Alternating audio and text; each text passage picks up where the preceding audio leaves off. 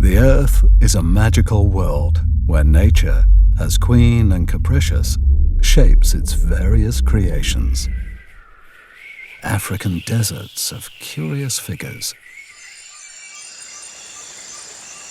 tropical rainforests rich in wildlife and in colour, or the great mountains, an example of the anger of Earth's crust. But it is underwater where nature leaves more room to her imagination. The coral reef.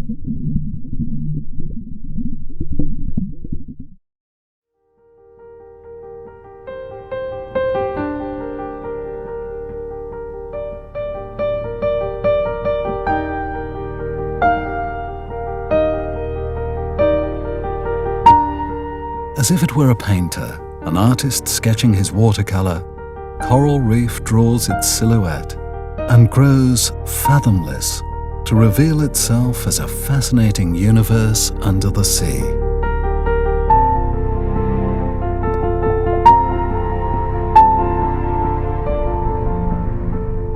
The coral reef is a universe of life, with incredible shapes,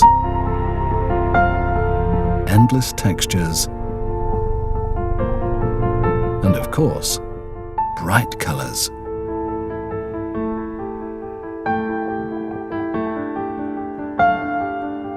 The reef is a complex kingdom with implacable laws governing its entirety. Coral reefs bring together an amazing community of beings. A community that colonizes our seas and oceans and is based on its own foundation, created through some tiny animals, sometimes confused with plants, known as corals. Its inhabitants are representative of nearly every taxon of marine life, with their families and species. The birth of the reef has been the subject of many studies, but the most accepted theory is that formulated by Charles Darwin. Darwin argued that after the birth of volcanoes by the movements of the Earth's crust and their emergence to the surface of the sea, the coralline calcium carbonate layer built its barrier, and while the volcanic island and the seabed sank, the reef grew, resulting in coral barriers, atolls, and coral islands.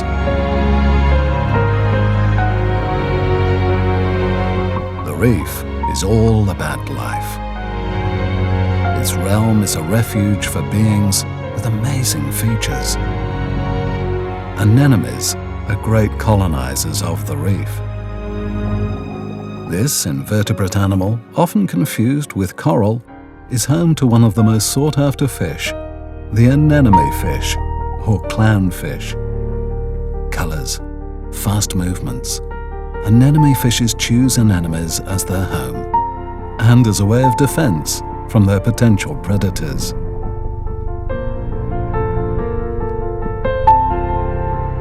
Nudibranches, sometimes known as slugs, are other small invertebrates that colonize the coral reef.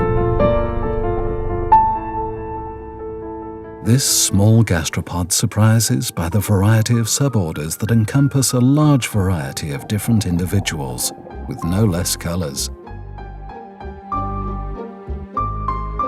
The nudibranch name refers to its main characteristic, naked gills or gills outside the body, easily visible.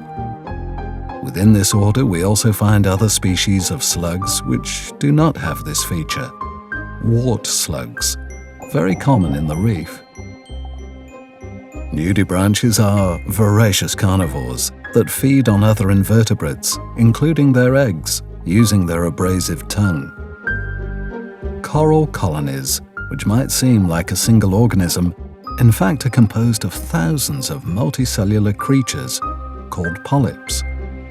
Coral polyps are symmetrical, and as living beings they feature clearly differentiated organs: tentacles, mouth, digestive filament, stomach, septum, and gastrodermis.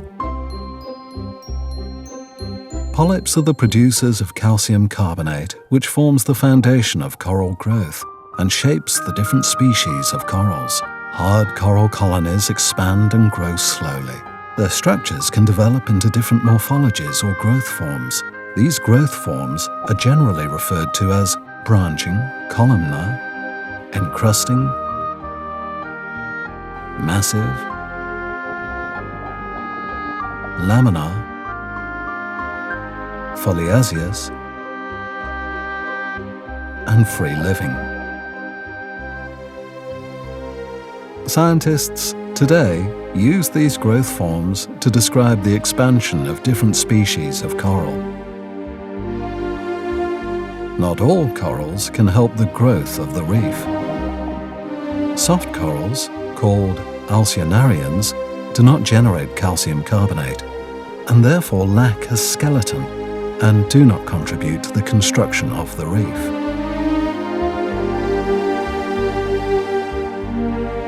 Some species, like the pygmy seahorse or the Pontonida shrimp, take advantage of their shape and size, similar to polyps, to hide among the corals and gorgonies.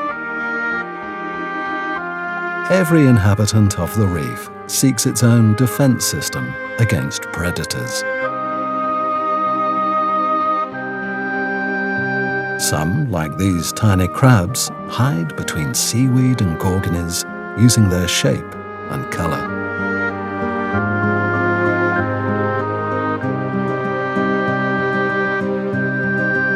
Others hide, choosing concealed households.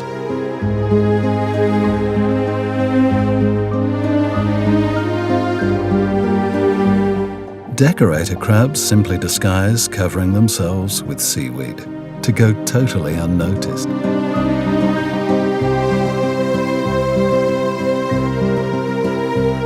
Razorfishes benefit from a shape that makes it difficult to spot them.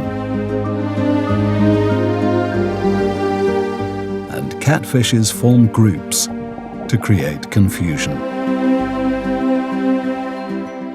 The most sophisticated, as the cephalopods, use their ability to change color in order to scare off their enemies. More so if they're in egg-laying season.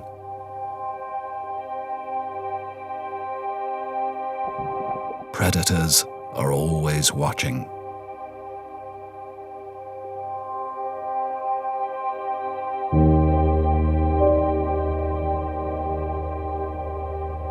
Giant frogfishes are camouflaged to find an opportunity to capture prey, and depending on their color, they choose their waiting position.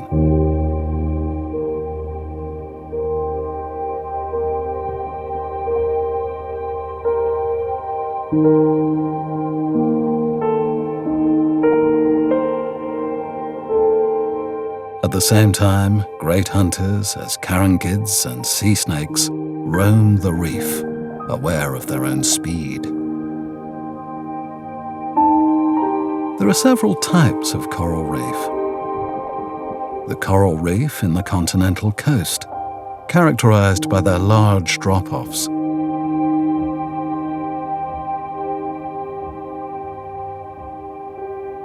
The coral atolls, such as Clipperton Island, where large schools of fishes meet.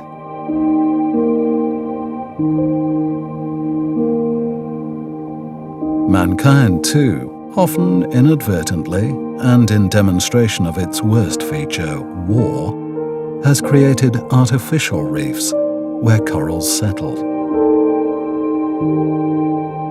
and are inhabited by the strangest critters that hide in their remains.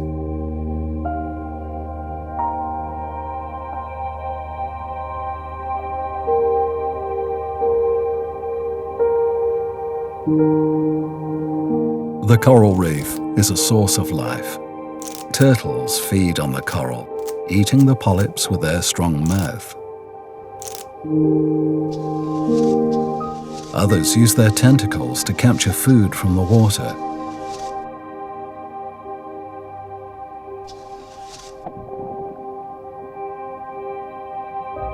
The anemone crab has its special hands to get the nutrients that it takes to its mouth.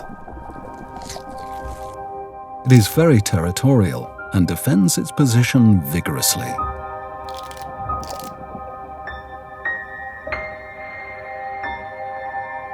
Predators prowl the reef, always lurking.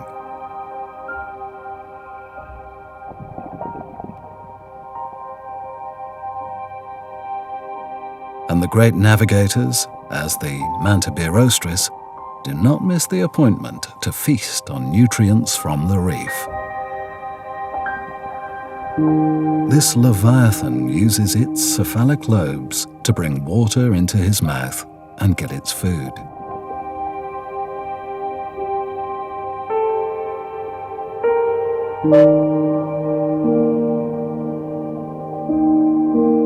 Their cousins, the mobilas, approach to deep reefs and do not usually delve into shore reefs, staying outside the reef in the blue.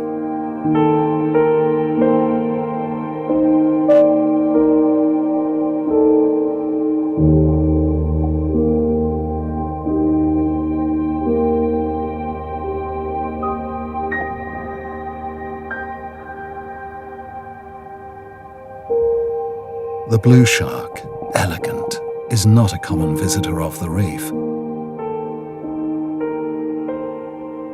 But it can be found sporadically on ocean islands, swimming in the outer reef.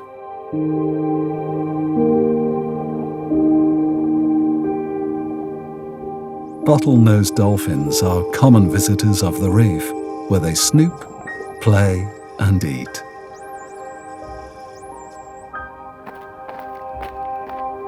Predators also go to the reef to receive help removing their parasites, or to find where to clean themselves. Cleaning stations are points where small reef fish, usually wrasses or butterflies, clean off parasites to other animals. The reef is always under surveillance. The mantis has one of the most complex visual capacities in the animal world, and the ribbon moray will always be aware of what is happening around it. The coral reef is a sensitive ecosystem. A sudden change in temperature would affect the polyps, which, after death, would leave a naked calcareous skeleton showing a whitish appearance. But once again, man is the greatest enemy of the reef. Its excesses of exploitation, the use of trawl nets, and fishing with explosives are the main cause of the destruction of the reefs.